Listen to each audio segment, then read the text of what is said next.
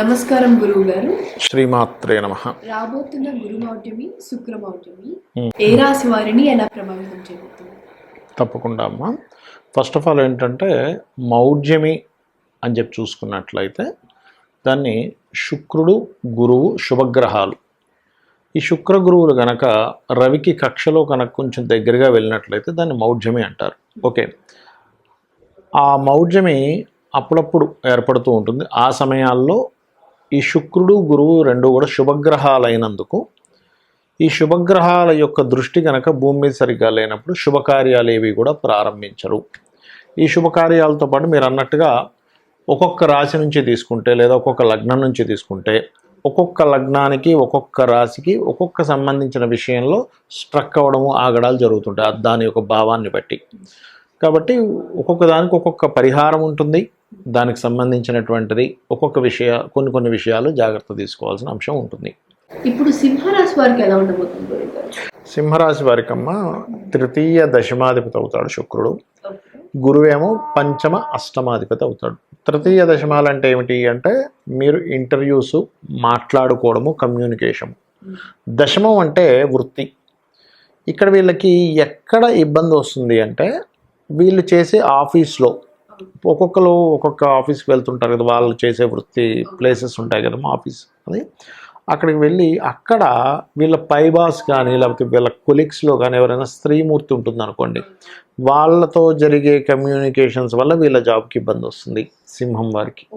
అందుకని ఏమిటి, స్త్రీలతో మాట్లాడేటప్పుడు తొందరపడి మాట్లాడకుండా, ఎటువంటి ఆవేశం వచ్చినా ఏదైనా అంటే కోపం వచ్చినా కూడా ఒక్క 2 నిమిషం కనుక మనం ఆగామనుకోండి, ఇప్పుడు ఇది మాట్లాడాలా వద్దా, నేను ప్రదర్శించాలా వద్దా. లైఫ్ అంతా కూడా ఎలా ఉంటుందంటే అమ్మ, మీరు మాట్లాడే మాట ఎంత ప్లెజెంట్గా ఉంది, అవతల వాళ్ళకి ఎంత ఇబ్బందికరం లేకుండా ఉంది అనే దాని మీద మీ లైఫ్ మొత్తం డిజైన్ చేయబడుతుంది. కాబట్టి పర్టికులర్గా ఈ శుక్రుడు స్త్రీ కారకుడు అవుతాడు. కాబట్టి ఈ ఆఫీస్ రిలేటెడ్ సంబంధించిన విషయంలో జాగ్రత్తగా ఉండాలి. రెండవది ఏంటంటే ఆటోమొబైల్, బ్యాంకింగ్ సెక్టార్సు మరియు వాహనాలకు సంబంధించిన కమ్యూనికేషన్ రిలేటెడ్ సంబంధించిన వృత్తులు ఉంటాయి కొన్ని, టెలికమ్యూనికేషన్స్, మొబైల్ రిలేటెడ్ సంబంధించినవి, దాని యాక్సెసరీస్ సంబంధించినటువంటివి, ఇటువంటి విషయాల్లో జాగ్రత్తగా ఉండాలి అని చెప్తుంది. ఇక మరి గురువు పంచమాష్టమాధిపతి అనుకున్నాం కదా, సహజంగానే సింహం వారికి ఏంటంటే కాస్త ఈ షేర్ మార్కెట్ ఇట్లాంటి వాటి మీద కొంత గ్రిప్ ఉండడము, కొంచెం అట్లాంటివి చేయడం జరుగుతూ ఉంటుంది. గురువు కంబస్ట్ అవుతున్నాడు కాబట్టి పర్టికులర్గా వీళ్ళు గోల్డ్ మీద, లేకపోతే ఫ్యాట్ రిలేటెడ్ ఐటమ్స్ మీద, లేకపోతే కన్సల్టెన్సీస్, విద్యా సంబంధించిన వాటి మీద ఇన్వెస్ట్మెంట్ చేసేటప్పుడు లేదా వాటికి సంబంధించిన షేర్ మార్కెటింగ్ రిలేటెడ్ సంబంధించిన విషయాల్లోని కొంత జాగ్రత్తగా ఉండాలి. దీంతోపాటు ఐయుఐలు, ఐవీఎఫ్లు చేయించుకుంటూ ఉంటారు కొంతమంది సంతానం కోసం. వాళ్ళకి ఏదైనా పంచమ స్థానం పాడైంది అనుకోండి అమ్మా ఎవరికైనా, దానివల్ల వాళ్ళకి సంతానం కలగనప్పుడు ఇట్లాంటి చికిత్సలు చేయించుకుంటూ ఉంటారు.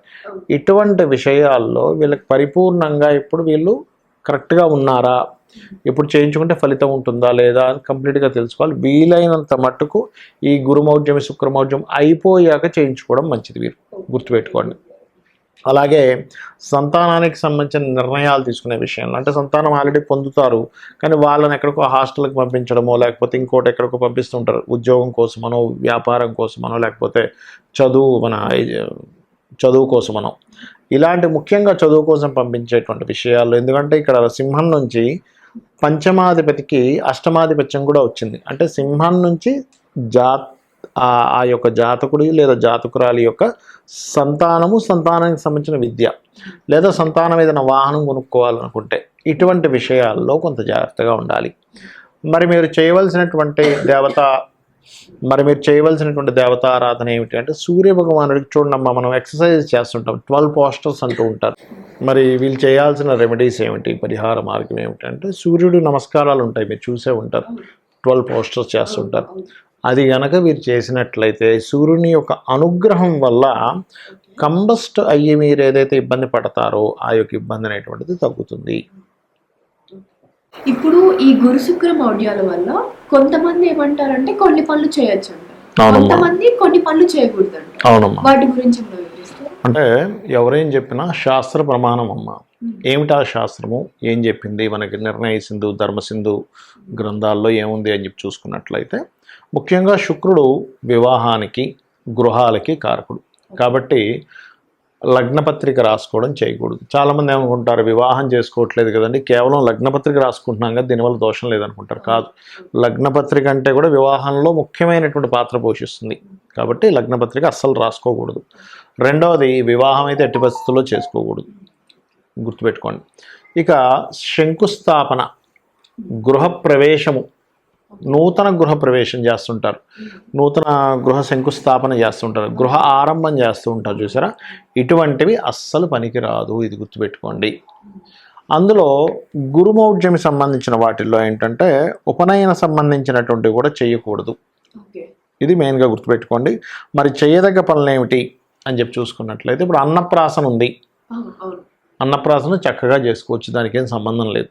ఎందుకంటే గురువు కానీ శుక్రుడు కానీ అన్నప్రాసనకి సంబంధం ఉండదు వాళ్ళకి, అది చంద్రుడు కారకత్వం అన్నప్రాసన అనేటువంటిది.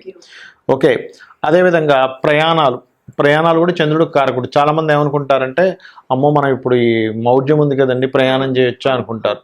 అలాంటిది ఏమీ లేదు. ఇంకొకటి ఏంటంటే, ఏదైనా శుభకార్యాలకి కాకుండా ఇప్పుడు మామూలుగా చూడండి, మనం ఏదైనా తీర్థయాత్రల ప్రయాణాలు చేస్తాం చూసారు, దానికైతే మీరు ఏమీ చూసుకోవాల్సిన పని లేదు. ఎందుకంటే భగవత్ సంబంధించిన వాటి దగ్గరికి వెళ్తున్నప్పుడు భగవంతుడే చూసుకుంటాడు అనమాట. ఓకే, కాబట్టి ఇటువంటివి ముఖ్యంగా గుర్తుపెట్టుకోవాలి. అలాగే మరికొన్ని విషయాలు ఇక్కడ చూసుకున్నట్లయితే, ఇప్పుడు చూడండి, ఇందాక మనం చెప్పుకున్నాం ఏమని, గృహప్రవేశము గృహారంభము చేయకూడదు అన్నాం. కానీ గృహ రిపేర్లు చేసుకోవచ్చు. ఇప్పుడు ఇంట్లో ఏదో వాస్తుదోషం ఉంది, లేకపోతే సంథింగ్ లోపల ఏదో ప్రాబ్లం ఉంది, బండలు పాడైపోయాయి, లేకపోతే బాత్రూంలో వాటర్కి సంబంధించిన ఏదో ప్రాబ్లం వచ్చింది, ట్యాప్స్ పాడయ్యాయి, అమ్మ మౌఢ్యమి కదా ఈ టైంలో చేయించుకోకూడదు అనేటువంటిది ఏమీ లేదు, ఇది గుర్తుపెట్టుకోండి. ఓకే, అదేవిధంగా మరికొన్ని విషయాలు కనుక చూసుకున్నట్లయితే, ఇక్కడ ఆరంభం చేయకూడదు అన్నారు కదా, భూములు కొనొచ్చా లేదా అనేటువంటి సందేహం వస్తుంది కొంతమందికి. భూములు కొనడము చేయవచ్చు, అమ్మడము చేయవచ్చు, తప్పులేదు. ఎందుకంటే భూమికి కారకుడు శుక్రుడు కాదు, గృహానికి శుక్రుడు. భూమికి కారకుడు బుధుడు కుజుడు అవుతారు, అంటే పొలాలు గట్రా వాటికి బుధుడు అవుతాడు.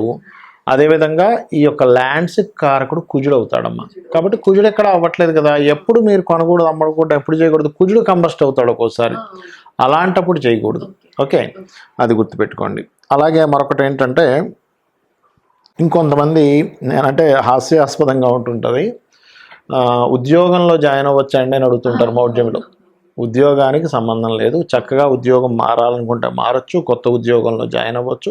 ఇంకోటి శాస్త్రం ఏం చెప్తుందంటే, ఉద్యోగం సంబంధించిన విషయంలో ఇన్నేమి చూసుకోవద్దు, ముందు ఉద్యోగం చాలా ముఖ్యమైనటువంటిది. కాబట్టి వీలున్నంత దగ్గరలో, ఇప్పుడు ఒక ఉద్యోగం వచ్చింది, చాలామంది ఏం చేస్తారు, అమ్మో ఈ నెలంతా సరిగ్గా లేవండి, నెక్స్ట్ మంత్ జాయిన్ అవుతా అంటాడు. కంపెనీ వాడు మీకోసం ఎందుకు వెయిట్ చేస్తూ కూర్చుంటాడు, తొందరలో టక్మని రేపుందా ఎల్లుండుందా, ఏది బాగుంది వెంటనే జాయిన్ అవ్వాలి, కానీ దానికి ముహూర్తాలు అవన్నీ పెట్టుకుంటూ కూర్చోకూడదు. ఓకే, అది గుర్తుపెట్టుకోవాలి. అదేవిధంగా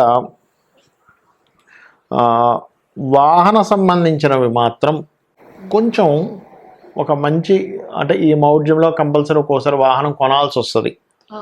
శుక్రుడు వాహనానికి కారకుడు కొంతవరకు. అయితే శుక్రుడు ఒక్కడే కాకుండా చంద్రుడు కూడా వాహనానికి కారకుడు అవుతాడు మూమెంట్కి. కాబట్టి కొంచెం జాగ్రత్త తీసుకొని కొనాలి వాహనం విషయంలో. నూతన వస్త్రాలు కొనొచ్చా కొనకూడదా, నూతన ఆభరణాలు కొనొచ్చా కొనకూడదా, ధరించొచ్చా ధరించకూడదు, ఇట్లాంటి చాలా సందేహాలు ఉన్నాయి. వీటన్నిటికీ ఎటువంటి ఇబ్బంది లేదు అని చెప్పి శాస్త్రం మనకి చెబుతుంది. కాబట్టి ఈ విషయాలు ఖచ్చితంగా మనం పాటించాలి, ఈ విషయాలు పాటించకూడదు. కానీ ఒక్కొక్కసారి ఎలా ఉంటుందంటే, ఖచ్చితంగా చేయాలండి. ఇప్పుడు కొంతమందికి ఎలా ఉంటుందంటే, తండ్రి గతిస్తాడు, అప్పుడు ఈ మధ్యలో చేసేస్తే అయిపోద్ది, లేకపోతే సంవత్సరం దాటిపోతుంది అని ఉంటుంది, సంవత్సరం లోపల చేయాలి ఆడపిల్లకి అంటూ ఉంటారు. మరి అలాంటప్పుడు ఎలాగా, ఇంతకాలం మేము ముహూర్తాలు సంబంధాలు వెతుకుతుంటే అవ్వలేదు, కానీ ఇప్పుడేమో మౌఢ్యంలో వచ్చేసి అప్పుడు ఎలాగా అన్నప్పుడు, ఇంట్లో పర్టికులర్గా సూర్యనారాయణమూర్తికి సంబంధించింది ఏదైనా సరే జపము చేయించుకొని, అంటే ఇంక తప్పదు అనుకున్నప్పుడు చేయించుకొని, శుక్రబలము గురుబలము పెరగడానికి దక్షిణామూర్తి యొక్క ఆరాధన, అమ్మవారి యొక్క ఆరాధన చేసుకుని, ఏది ఇంకా కంపల్సరీ అయినప్పుడు నేను చెప్తున్నాను, అలాంటి ప్రక్రియ చేసుకొని అన్నదానము గోసేవ చేసి, గోవులు ఉంటాయి దేశీవాలి గోవు, వాటికి ఏదైనా తినిపించి, అప్పుడు ఈ యొక్క దీంట్లో తప్పనిసరి ఉన్నప్పుడే తప్ప అదర్వైజ్ ఆపుకోవడమే మంచిది. అది థ్యాంక్ యూ సో మచ్ గురువు గారు. మాకు తెలియని చాలా విషయాలు మీరు మాకు అందజేశారు. ఎలాంటి పనులు చేయొచ్చో ఎలాంటి పనులు చేయకూడదో మీరు చాలా చక్కగా వివరించారు. మరియు ఎలాంటి రాసుల వారికి ఎలాంటి ప్రభావాలు ఉన్నాయో కూడా చాలా బాగా వివరించారు. Thank you so much. మీరందరూ ఇలాంటి విషయాన్ని తెలుసుకున్నారు కాబట్టి మళ్ళీ నెక్స్ట్ ఎపిసోడ్తో కలుద్దాం. శ్రీమాత్రే నమః.